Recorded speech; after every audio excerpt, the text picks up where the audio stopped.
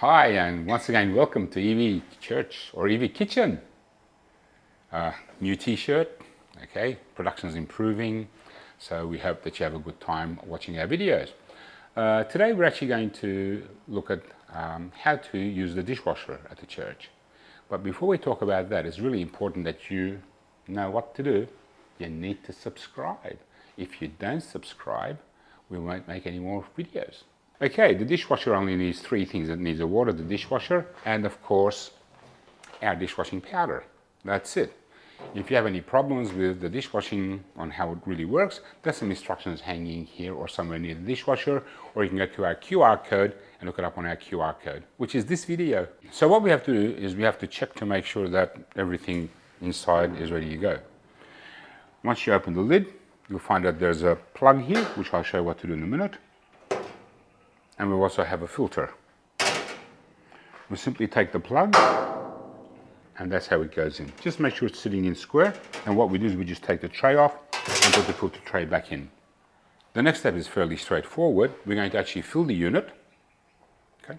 We leave the lid open. We have our dial here. We turn our dial to the left where the word says fill. Once we've done that, you can see the temperature will come on. And what we do is we close the lid. The lid is also a switch. So now we can hear the unit filling. This will take probably about a minute to a minute and a half.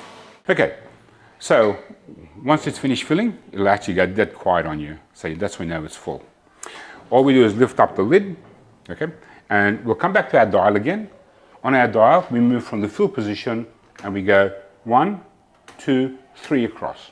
When you go 3 across, that's a 3-minute wash. Now the machine is ready to wash, except for one thing. We need to put some powder in it. The powder is always alongside the thing, and we just put roughly, doesn't have to be exact, just roughly 2 cupfuls. I'm not a great believer in measuring things exactly, and you'll find out when we do some cooking courses. Okay, once we've done that, we come across here to our tray, is our pressure washer. We just very quickly wash. Let's put that back. We slide the tray in. Okay.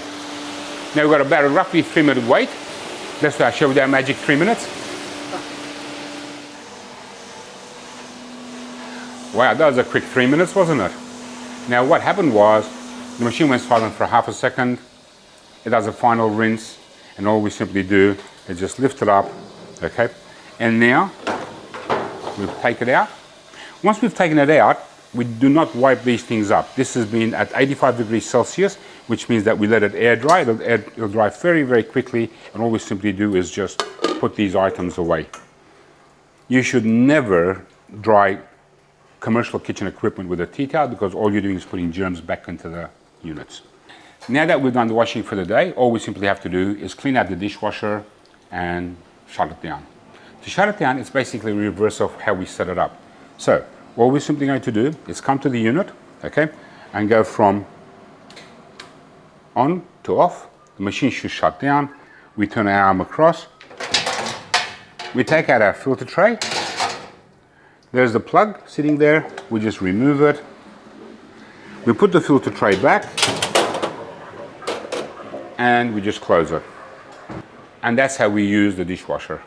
And don't forget, just a quick reminder, subscribe, and also Simon's famous saying, don't leave the kitchen the way you found it, leave it the way you'd like to find it. Have a great day.